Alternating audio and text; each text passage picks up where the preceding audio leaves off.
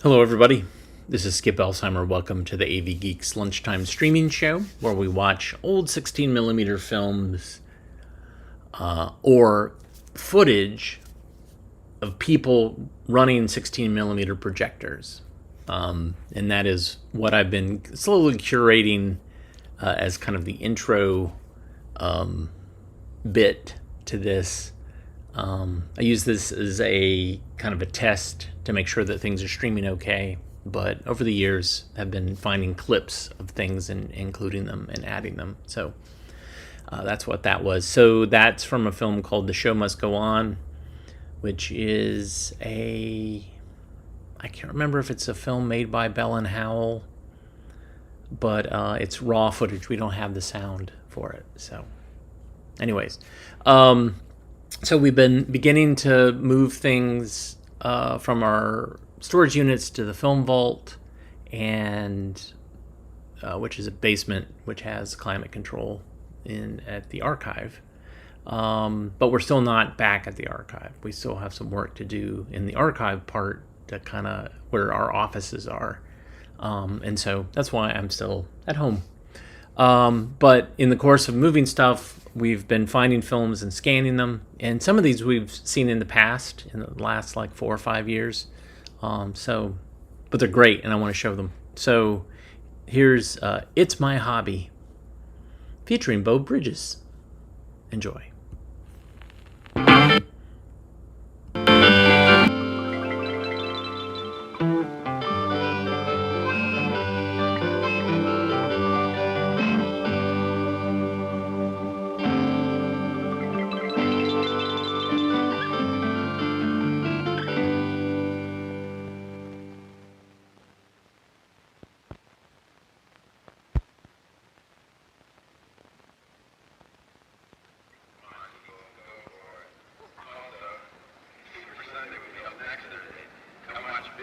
How's it going? Can't complain, and you? Hanging in. What's happening? Go and play a little ball. You got room for another? Sure, come on. One man turns into a frog and another guy into a fish, and they, go around save the world. I don't know about that. You don't watch cartoons on Sunday? Oh, no. What do you do, sleep in or something? Here, Bum. I gotta get something out of the car. Put your books in the trunk.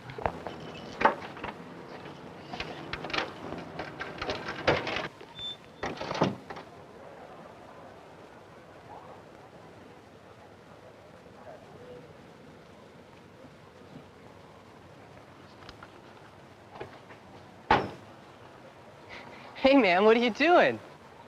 Nothing. Hey, man. I was just looking at your collection of pills. What are you doing with so many? It's my hobby. I collect pills. No, really. What are you doing with them? Nothing. I don't really feel like playing basketball. You want to come over? Yeah, sure. If I don't get that transmission fixed in another week, I think the thing's gonna fall out. Why don't you fix it yourself? I don't know how.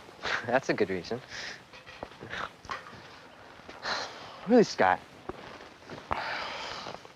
What's with the pills? Just making a little spending money, that's all. Are you dealing? I hate to use that word. I prefer to call it my hobby. You a buyer? Hey, I got some awfully good reds. Oh, no, man.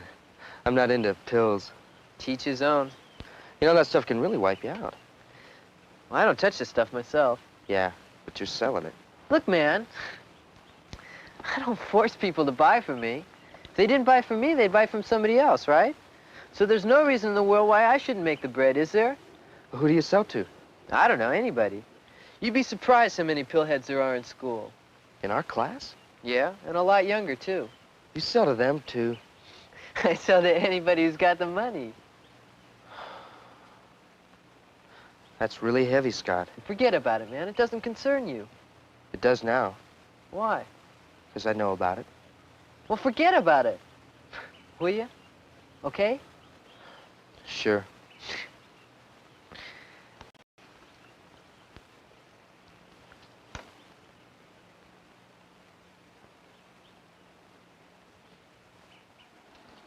Hey, how's it going? Not bad. What you up to? Oh, not too much. How'd you do on that test? Oh, she asked about 10 questions that weren't in the book. Oh, she always does that. You gonna get something to eat? Yeah, sure, come on. You mean if I knew some guy was stealing, would I turn him in? Yeah. Nah, I don't think so. Why should I? He's not doing anything to me. And anyway, I don't want to get anyone in trouble, man. And that's real trouble. But yeah, but he's screwing up a lot of people. Yeah, but it's not my responsibility. It isn't? No. I've got enough to worry about just taking care of me. Well, suppose you saw a strange guy, you know, hanging around a playground. Huh? Would you report him? Or wouldn't that be your responsibility either? Oh, no, that's different. Why? Because that guy's forcing his trip on other people. I mean, dig. A dealer only sells to people who want to buy. Why are you so hung up into this anyway? What you gonna do? I don't know. I don't know what to do. Why? Because you can't. He's your friend. Man, I know. But it isn't as simple as that. I think you should just forget it. Great. And I think of all those stupid kids in junior high downing those pills. Man, it really screws me up. Well, then bust him. But don't expect people to like you for it. What do you mean? Well, people don't like a guy who would bust a friend. Oh, but this is different. Oh, is it? But he's dealing to kids. And you're busting a friend. Well, if I don't do anything and just let him deal, oh, hell, I don't know.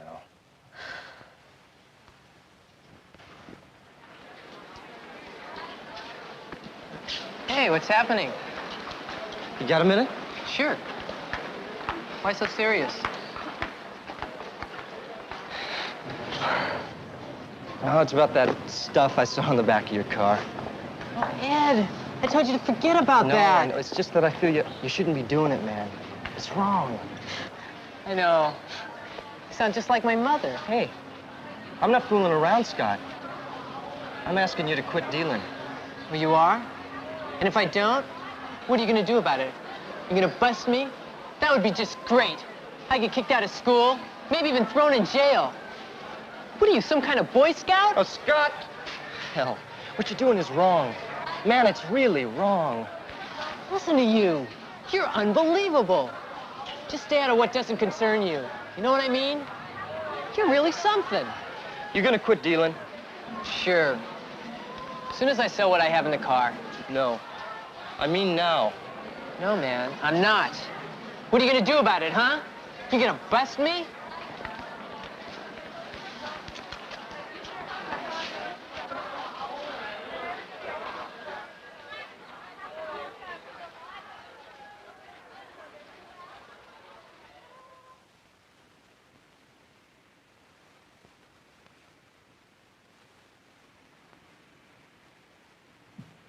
There are a number of ways that you could look at this film.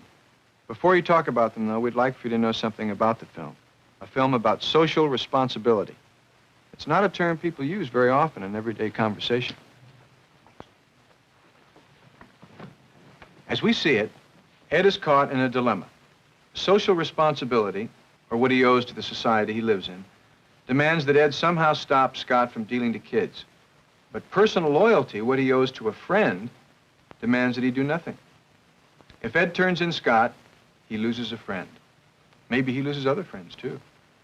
When Barbara says people don't like a guy who would bust a friend, you get the feeling she might not like such a guy. But if Ed follows Scott's advice and simply forgets what he has seen, well, suppose later Ed learns that some kid Scott has sold pills to is OD'd. He gets a lot of pressure from his friends. Scott lays it on hard and heavy. Bobby and then Barbara seem to have no trouble deciding where Ed's responsibility lies. And the kind of pressure they put on him is very hard to resist. Well, put yourself in Ed's place. What would you do? Suppose you found out that Scott was selling pills to your 12-year-old brother. What would you do then? Would that change your responsibility?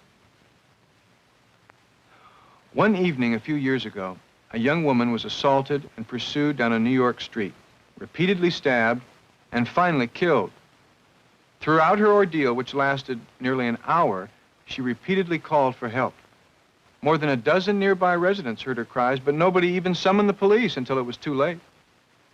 Now, what reasons might people have in a situation like that for not trying to help?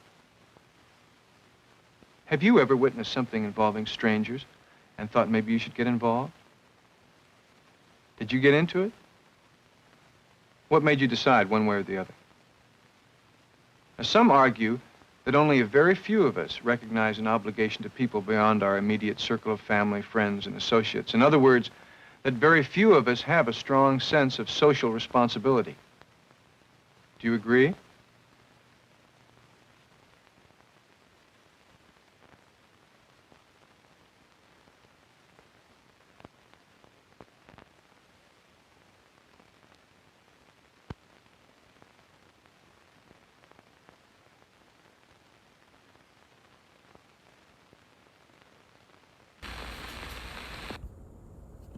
"1974. Yeah.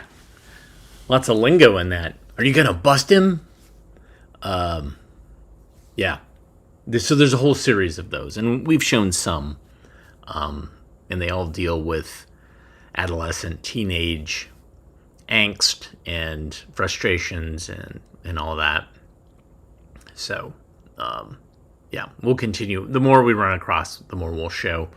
So this next film, and I've shown this, I think it was in 2020, in the height of COVID, is a fascinating film.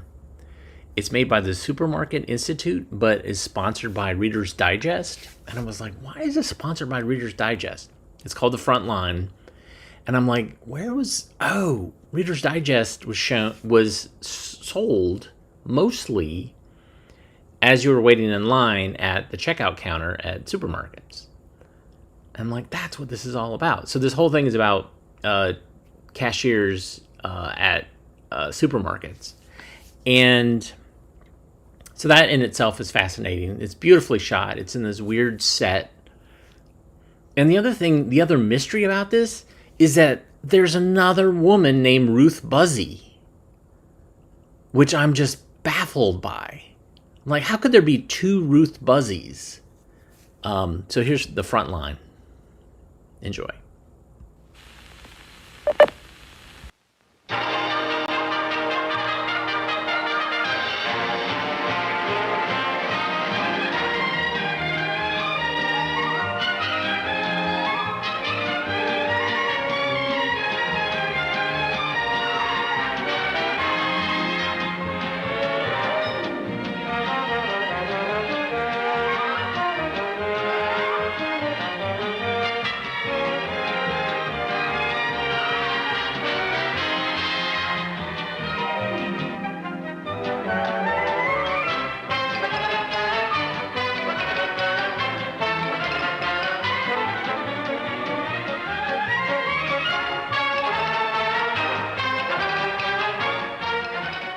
Some people call this a war.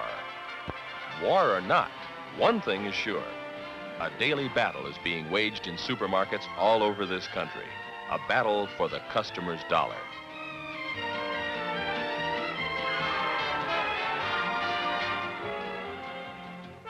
If a store is to make a profit in the face of today's stiff competition, everyone in it must give his full effort.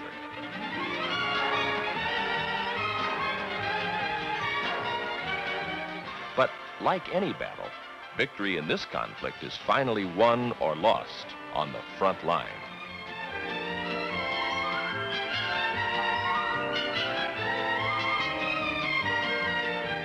With literally millions of dollars at stake, success is measured in pennies. The checker plays a key role in this daily struggle.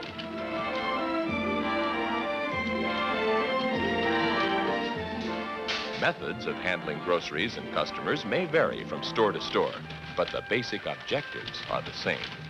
Check the customer's purchases accurately, ring them up correctly, and collect the money for the store.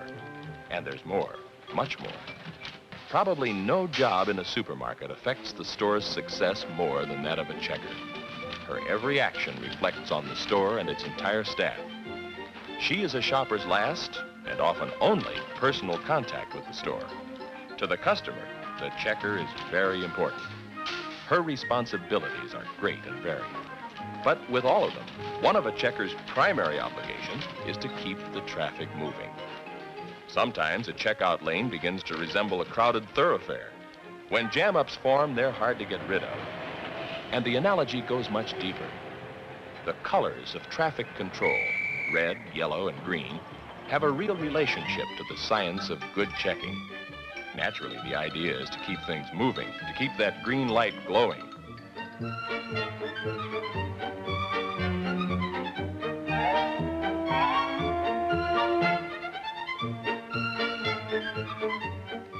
Good checking really boils down to the same essentials, no matter what type of equipment your store uses.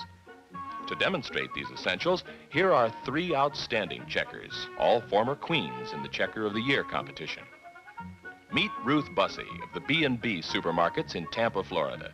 A checker for 10 years now, Ruth was chosen International Checker of the Year in 1964.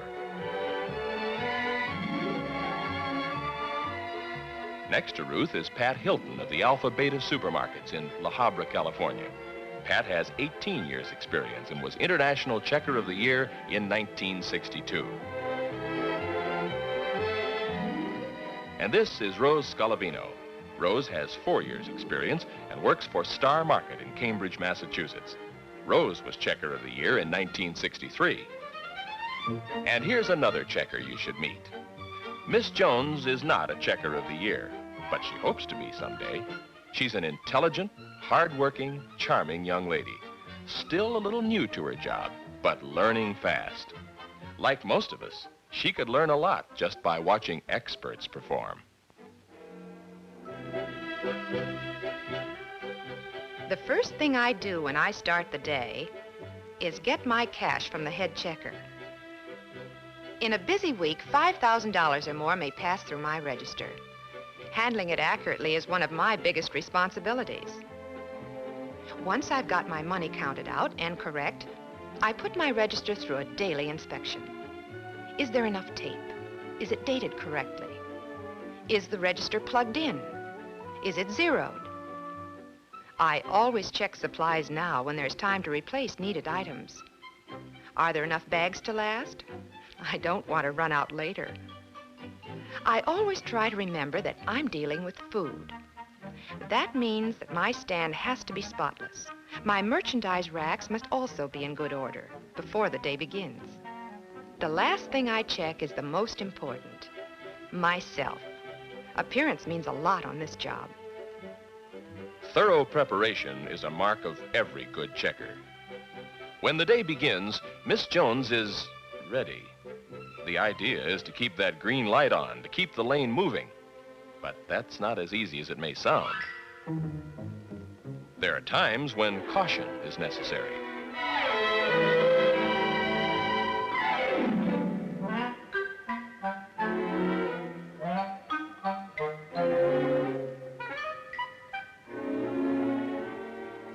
And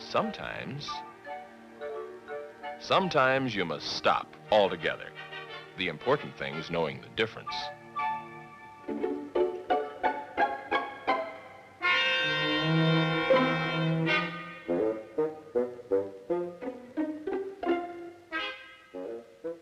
But so long as you observe the basics, things will keep moving smoothly. Watch an expert.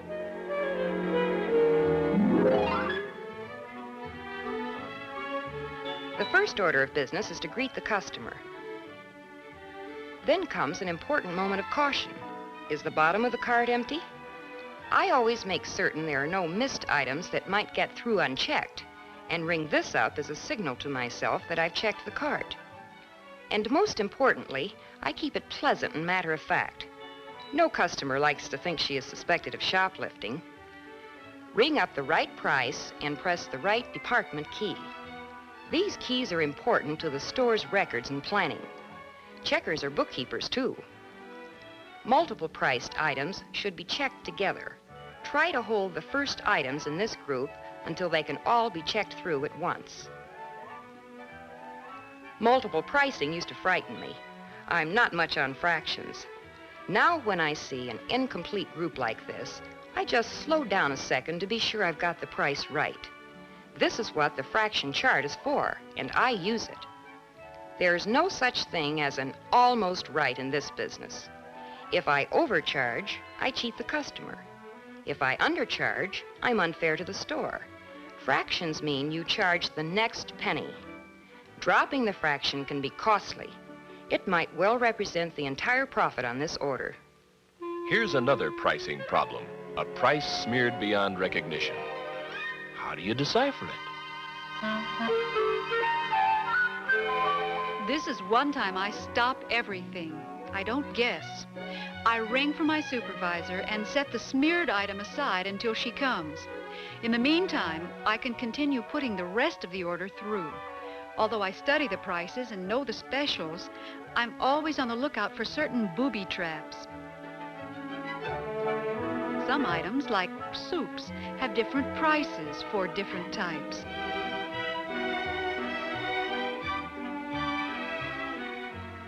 Others have identical package designs, but different prices. For instance, pineapple chunks at 39 cents and crushed pineapple at 33 cents. It sometimes seems like a lot of worry about a few pennies, but think a minute. With a store's profit margin of about 1.25%, a checker error of only 30 cents means that about $25 worth of groceries must be sold before the store regains the loss. It's more than just pennies. It's a question of your store's success or failure. And once the order is checked, there are still some important jobs to be done. Handling money is one of a checker's greatest responsibilities, and sometimes one of the most difficult.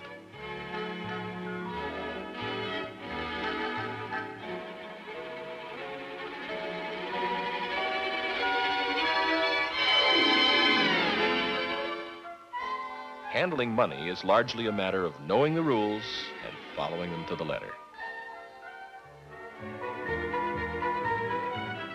There are many systems, but generally your stores will be similar to this. Defer coupons until the order is paid for. Know your store's policy on check cashing and follow it closely. As you accept the customer's money, call the out of amount, such as $12.38 out of 20. Put the check or bill onto the slab and count the change to yourself, then to your customer. And never forget, thank you. Lastly, put the money from the slab into the register. And never leave your position with your register open. Coupons are simple if you handle them right. After the customer has paid the regular price for her order, check her coupons against the purchased items. Sometimes people haven't actually bought the goods specified on the coupon. Total the coupons, take the cash, and refund it to the customer, remembering to do so with a smile. This system makes your job easier and lets the customer know her coupons were credited. Trading stamps are simple too. Be accurate, and remember, they are money. Giving a customer more than she is entitled to costs the store.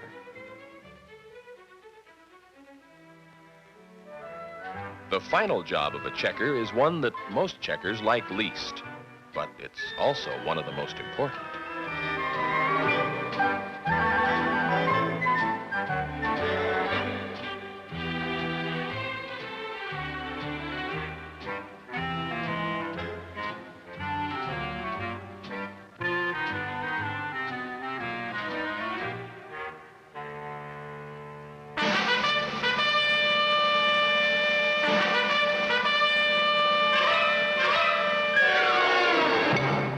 I guess I can't say I've ever enjoyed packing an order, but I know how much depends on it.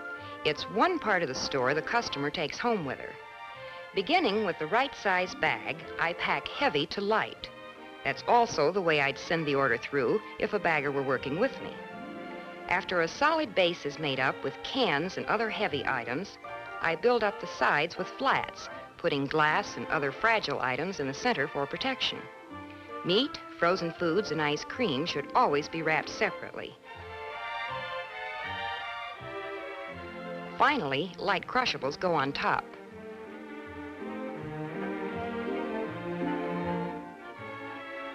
Knowing the fundamentals makes the job easier and helps you to do it better. But there's one area of checking where each girl brings something special to her job, where there are no universal guidelines. Personality is something every good checker develops on her own. She learns to communicate a comfortable pleasantness to her customers, making them feel that the store regards them as something special. A smile is always part of the uniform. The job is easier when you do it right, and people are generally nicer to deal with when you treat them right. Checking is never going to be an easy job. The responsibilities are too great. Just consider how much work a good checker does on a busy day, putting through up to 360 orders, checking some 7,000 separate items.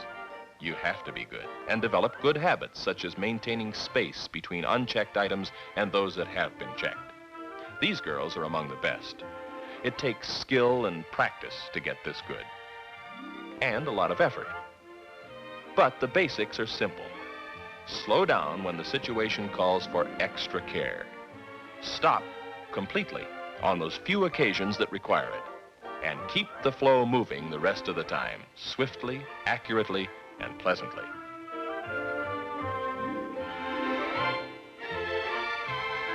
Remembering the fundamentals may make Miss Jones a Checker of the Year one day. It might do the same for you.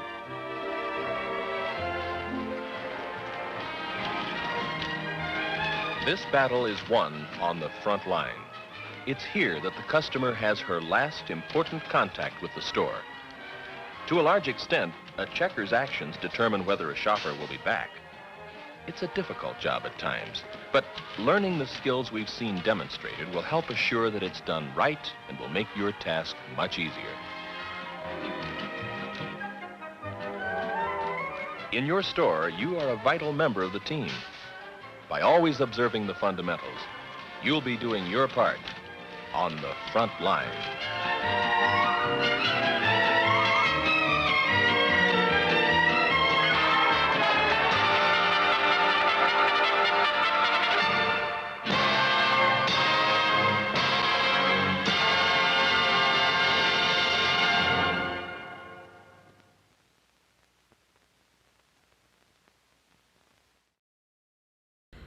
Who'd have thought how radically different technology has made checking out from the supermarket?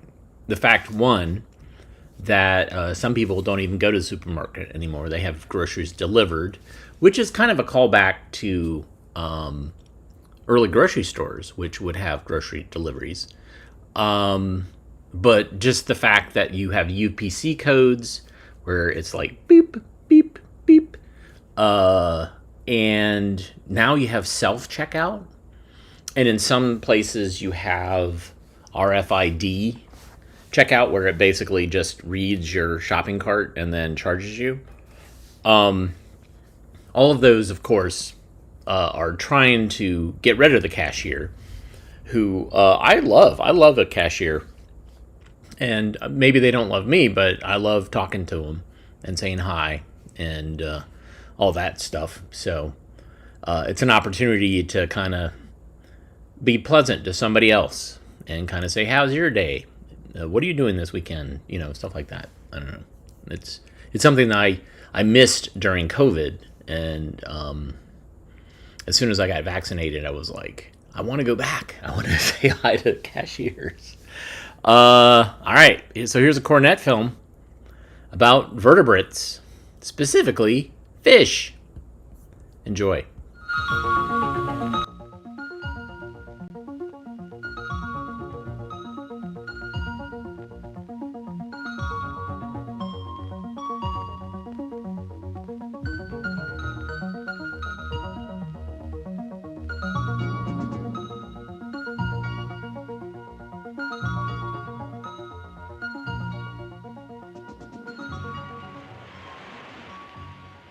Nearly 3/4 of our planet is covered by water.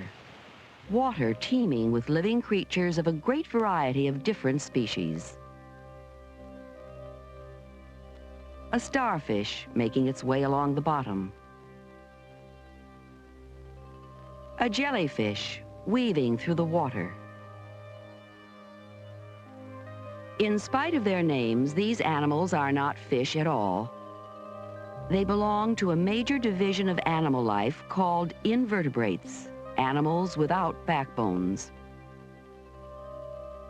True fish are part of another major division. Fish, along with amphibians, reptiles, birds, and mammals, are vertebrates, animals with backbones. Most fish have skeletons made of bone, but there are two small groups of fish with skeletons made of cartilage. One group includes hagfish and lampreys, jawless fish with long snake-like bodies. The second group of fish with cartilage skeletons includes sharks along with rays and skates. These fish have jaws, and most of them live in the ocean. The vast majority of fish belong to a third group, fish with skeletons of bone. We know of more than 20,000 different species, and there are probably many more that we haven't yet discovered. There are more species of fish than of all the other vertebrates combined. And there is enormous diversity in size and shape and other adaptations that help each species to survive.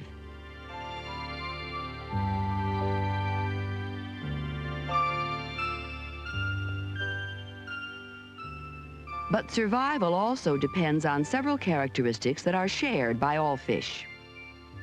All of them have gills that are used to breathe oxygen dissolved in water. On each side of the head, under a gill cover, a fish has 4 gills, supported by an arch of bone. The thin skin of the gills is folded into gill filaments. Water enters through the fish's mouth and flows over the gills, which are well supplied with blood vessels. Oxygen dissolved in the water is absorbed by the blood moving through the gills. And from the blood, carbon dioxide is released into the water. Gills are part of the body structure of all fish. Another typical characteristic of body structure is a skin covering of scales. There are a few species, including the catfish, that have a smooth skin with no scales. But most fish do have them. Scales are plates of bone embedded in the skin. The scales overlap one another to form a tough, flexible covering. There are other features of body structure that adapt a fish for smooth movement through the water.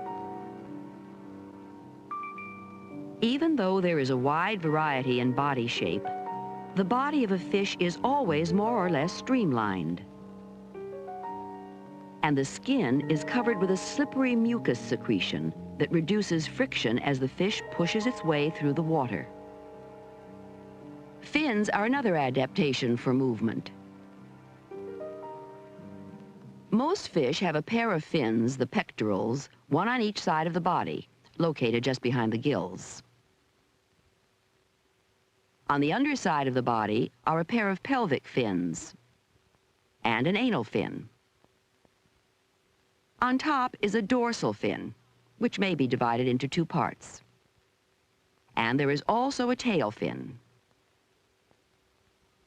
Each type of fin has its own function, to help maintain balance or to steer or to push the fish through the water.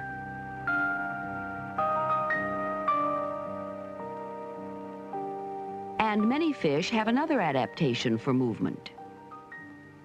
In the body cavity under the spine is an airtight sac called the swim bladder. By increasing the amount of air in the bladder, a fish can rise in the water. And a decrease in the amount of air makes the fish sink deeper. Along with these adaptations for movement, most fish share some other characteristics. Usually, the eyes of a fish are located on opposite sides of its head, giving it two nearly separate fields of vision. A fish has no eyelids. Its eyes are continually being cleaned by the surrounding water. Fish have the same 5 senses as most other vertebrate animals, but they also have another type of sense organ located in a row of scales called the lateral line. These organs are sensitive to the vibrations and pressure waves sent out by objects in the water and by the movement of the water itself. And that makes it possible for a fish to avoid obstacles or to find a hiding place that it cannot see. So there are several characteristics of body structure that are shared by all fish. Some of these characteristics are also found in a few other animals. A porpoise has a body shape very much like that of a fish. But porpoises, along with dolphins and whales, are mammals. They have lungs, and they breathe oxygen from the air rather than from the water. And, like all mammals, they are warm-blooded animals. They maintain a constant high body temperature, using energy from the food they eat. But fish, along with amphibians and reptiles, are called cold-blooded, which means that their body temperature changes with the temperature of their surroundings. And water is a favorable environment for a cold-blooded animal.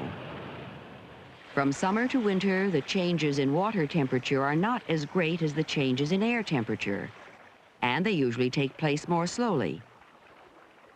As winter approaches, most fish can move to a place where the water is warm enough for them to remain active. But even though all fish are alike in some ways, there are also many differences in body structure and behavior.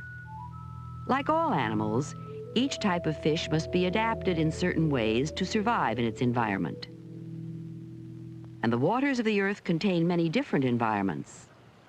Some fish live in the salt water of the ocean, and others live in the fresh water of inland lakes and streams. This difference in environment has life and death importance for a fish.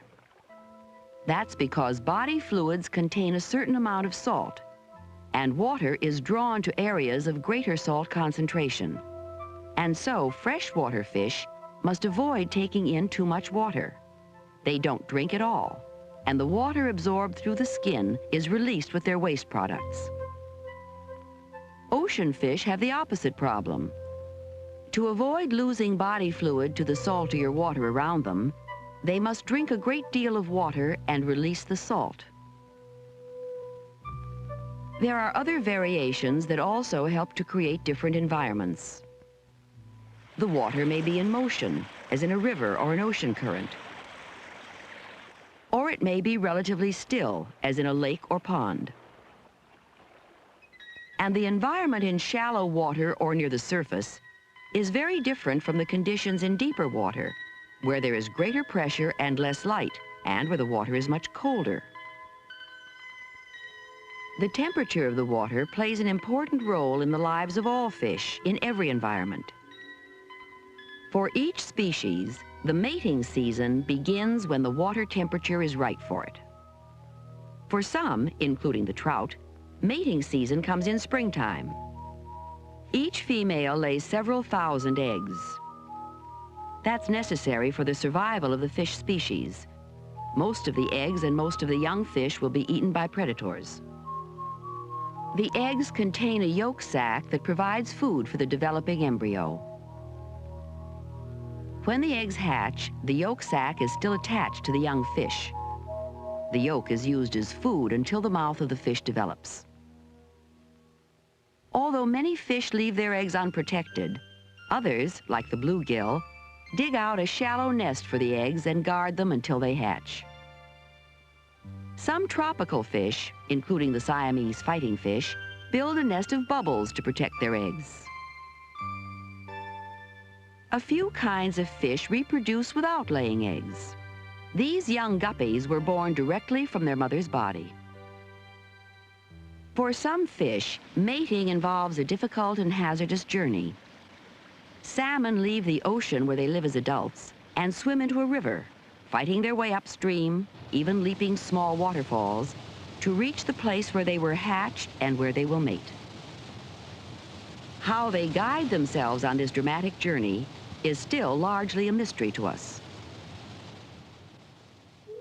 So, among the various types of fish, there are several different patterns of reproduction. And there are many other variations that adapt each species for survival. Color and markings may serve as camouflage, making it possible to hide from a predator.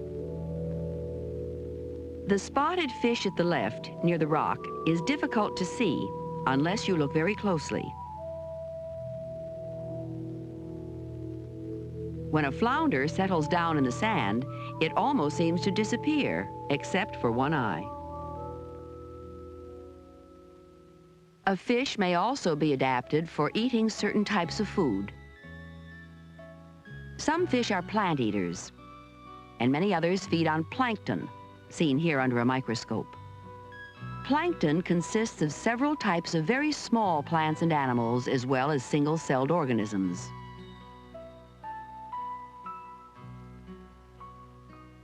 Some fish are predators. Their diet may include invertebrate animals like this crab. And they may also eat other fish. The food chain that begins here also extends beyond the water.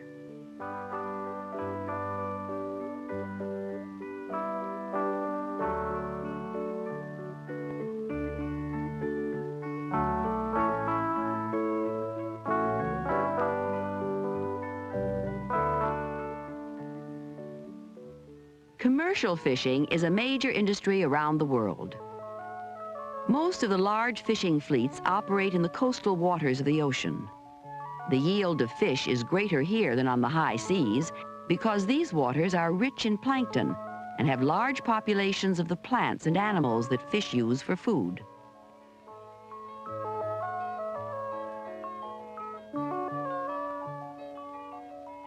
In many parts of the world, the supply of fish is increased by means of aquaculture, or fish farming. Ponds and streams can be stocked with small fish. And fish can also be raised in specially constructed pens in a hatchery. Fish farmers have increased their yield dramatically by dissolving additional oxygen in the water so it can support a larger population of fish. Whether raised in a fish hatchery or living in the open water, fish are a major source of food for the people of many countries. As world population continues to increase, they will become even more important. Like other animals, fish are part of an intricate web that links all of the many forms of life on the earth.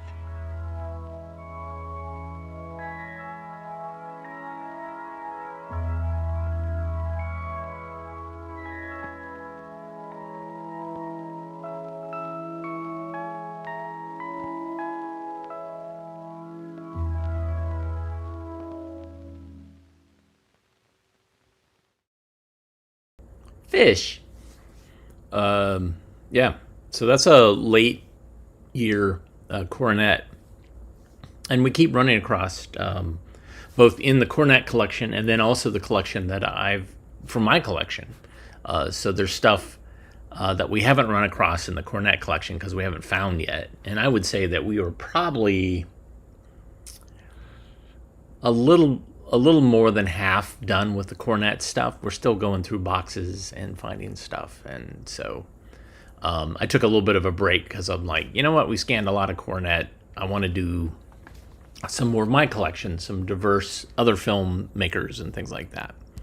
Like this next film, which is a focus on 1958. This is Hearst News. And they did something very similar to the Screen News Digest, where they, or the Science News, not Digest, what is it? But anyways, what they would do is they would put together these packaged things, then they would look for sponsors in a given region and then tack on their ad at the beginning and the end. So I have a lot from North Carolina that were brought to us by the Pepsi bottling company of Fayetteville, North Carolina. But this one is, I can't remember where this came from, but you'll see the ad. Enjoy.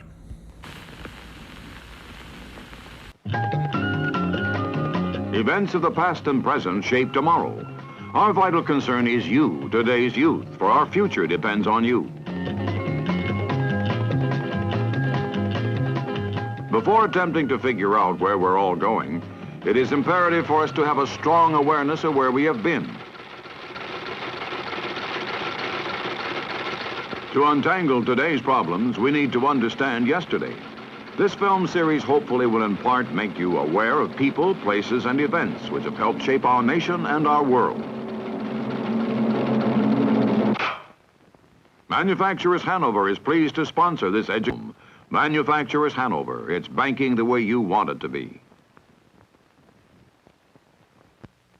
(1958), a year that saw momentous changes. New leaders emerged to change the course of history. New technologies would send rockets into space and submarines beneath the North Pole. America would gain a new state, and baseball would move from coast to coast. New heroes and villains would strut the world stage, and a new fad would capture the world's fancy.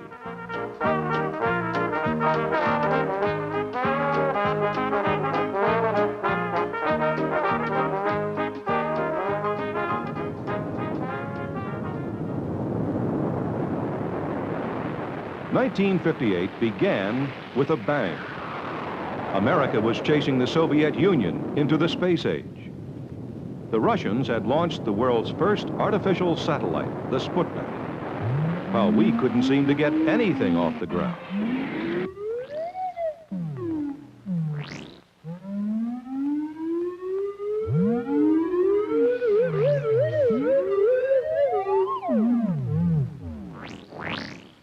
Without the aid of a Hollywood special effects department.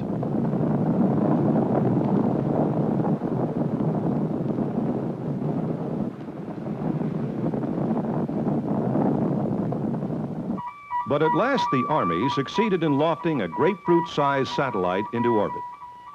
And 1958 became the year America entered the space age.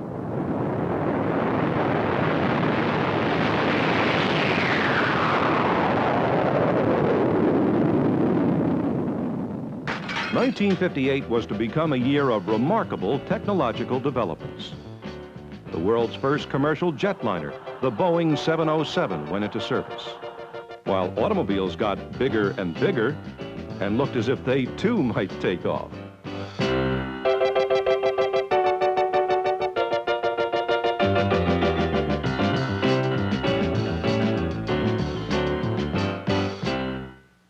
Gasoline was not needed to propel America's first nuclear submarine, the USS Nautilus, beneath the frigid waters off the coast of Alaska. Hers is a secret mission to find a new Northwest Passage beneath the polar ice pack. Tension mounts as the crew navigates blindly beneath the frozen sea. The submarine's television cameras peer upward at the thick ice, gliding above like frozen clouds. And then, the Nautilus's skipper, Captain Anderson, marks the historic position. 5, 4, 3, 2, 1, mark. For the USA and the U.S. Navy, Sunday, 3 August, 1958, 23:15, Eastern Daylight Saving Time, the North Pole. Finally, after 96 hours and 1,831 miles under the polar ice pack, the Nautilus surfaces in the Greenland Sea, the first ship in history to circumnavigate the top of the world underwater. 2 weeks later, the Nautilus entered New York Harbor to a tumultuous welcome. But even the most sophisticated of 1958's technological achievements seemed to pale beside the most awesome device of all, the hula hoop.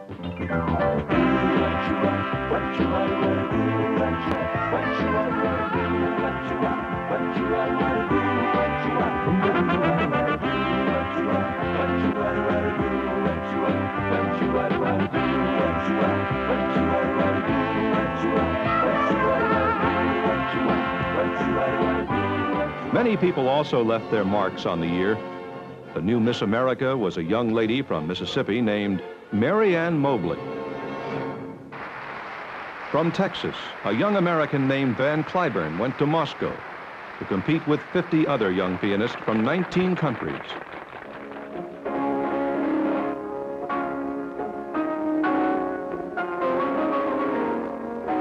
And when the competition had ended, Van Cliburn had won the gold medal at the prestigious Tchaikovsky Piano Festival.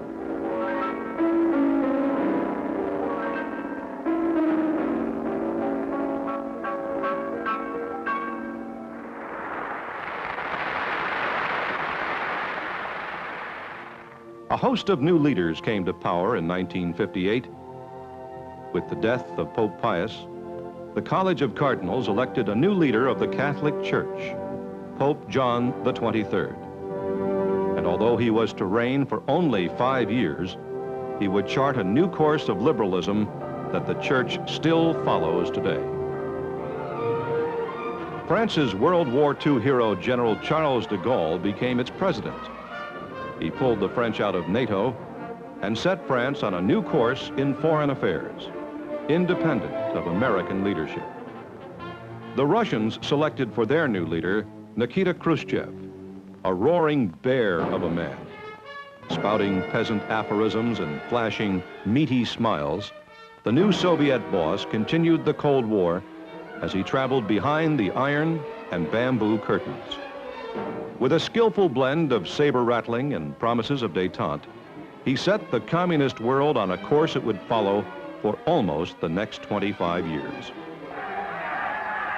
Another traveler was Richard Nixon, in 1958, the Vice President of the United States.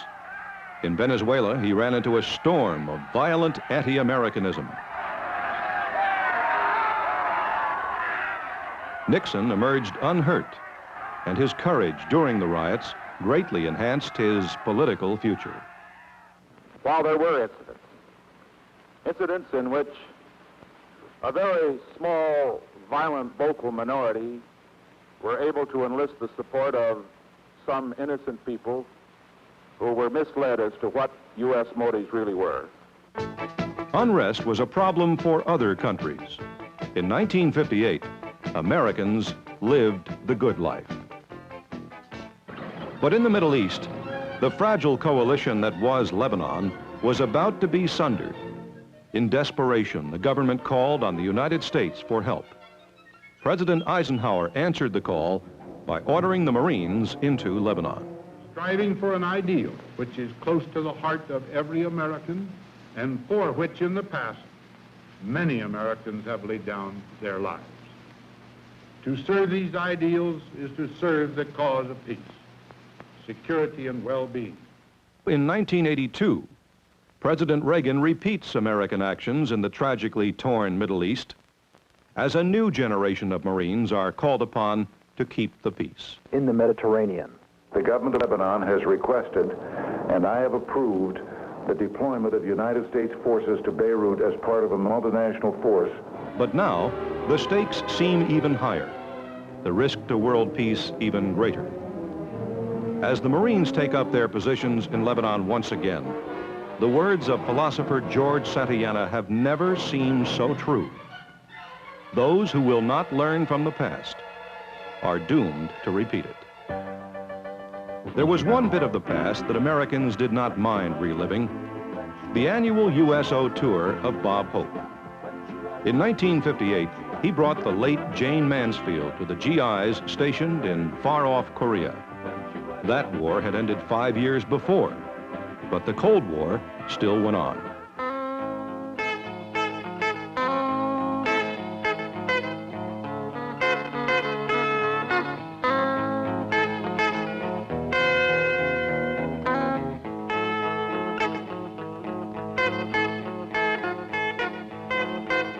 And so in 1958, America sent its most famous son into the fray as a Cold War warrior. Elvis Presley was drafted.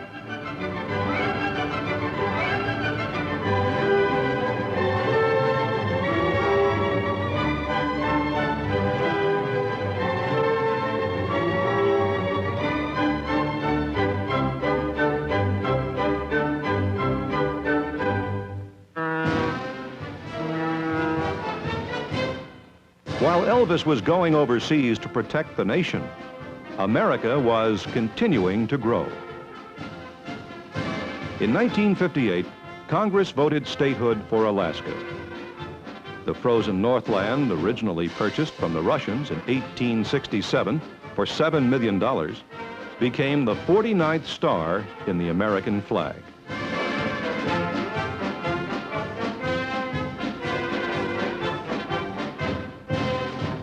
Things were changing in the lower 48 as well.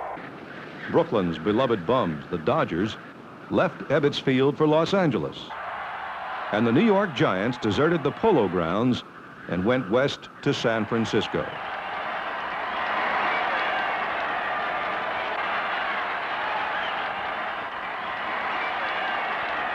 But some baseball traditions were maintained.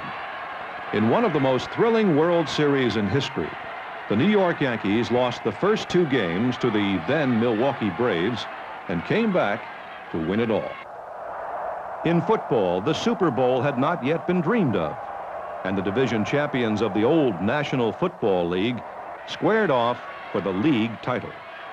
In a thrilling overtime battle, the Baltimore Colts beat the New York Giants for the championship.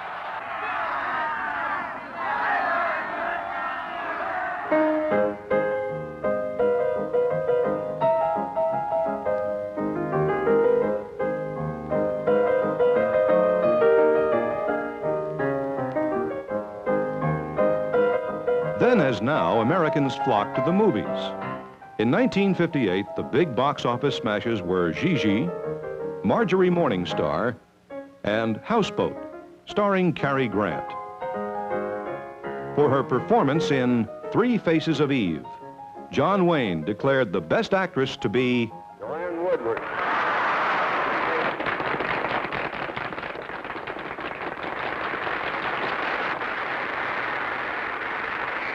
I can only say I've been daydreaming about this since I was 9 years old. Thank you very much. The fashion world was stunned by the sag, a style that seemingly owed more to packaging than haute couture.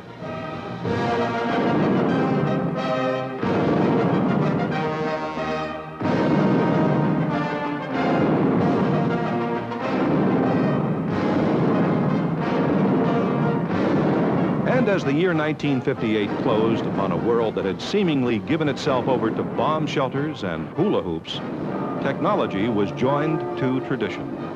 In a portent of the future, the United States celebrated the world's first space Christmas. In what was dubbed the Mistletoe Missile, an Atlas rocket carried the voice of the American President Dwight Eisenhower into space. He beamed to the entire world.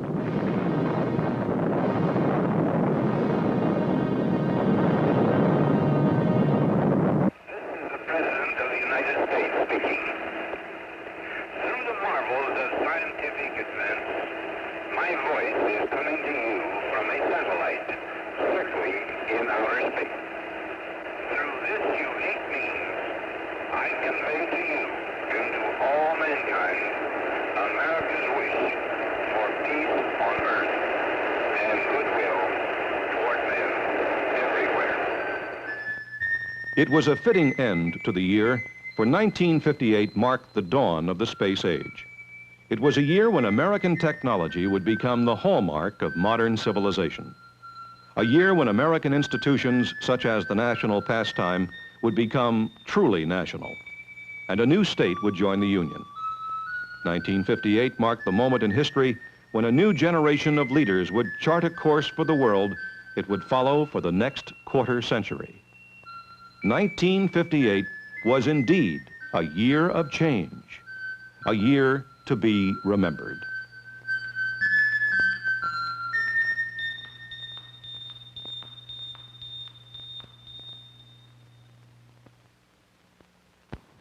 Manufacturers Hanover has been pleased to sponsor this educational film. Manufacturers Hanover, it's banking the way you want it to be.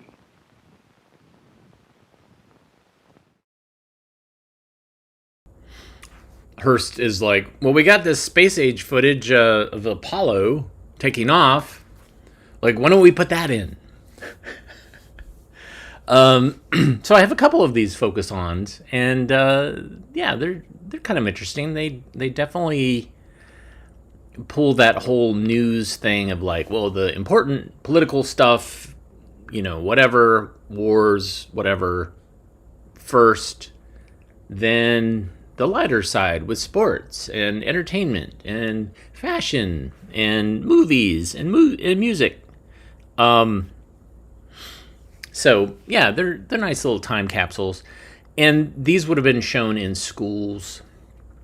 And I'm guessing that this was a way to try to capitalize on all the stock material that Hearst movie Metrotone had, as a way to repackage and to kind of reuse and make money off of this material that they were paying storage on, that they had shot back in the day. So thanks for tuning in today. If you like what you saw, hit the thumbs up, hit the like button. You can subscribe. You can use the super thanks button to float us some cash. You can also go to ko-fi.com/avgeeks or patreon.com/avgeeks. And watch other things that we put online. I have to say, I don't know if this is related to my plea, but right now, as of this week, Story of Lead is not the most popular watched film this week. It is now Basic Computer Terms, which we've shown on this show. But it makes me happy, mostly because it is stuff that I've uploaded within the last couple of months, as opposed to something I uploaded like 10 years ago. So, yes, it's celebrating new stuff that we're putting online. I mean, you can watch whatever you want. I don't care. But it irritates me. It's like, really, Story of Lead is getting popular again? Come on. There's more stuff. I've uploaded thousands of films. Anyways, everybody have a great weekend. Join us again on Monday. We'll watch some more stuff. Digitize some more stuff, etc., etc. All right, thanks so much. Love you guys. We will see you on Monday. Take care.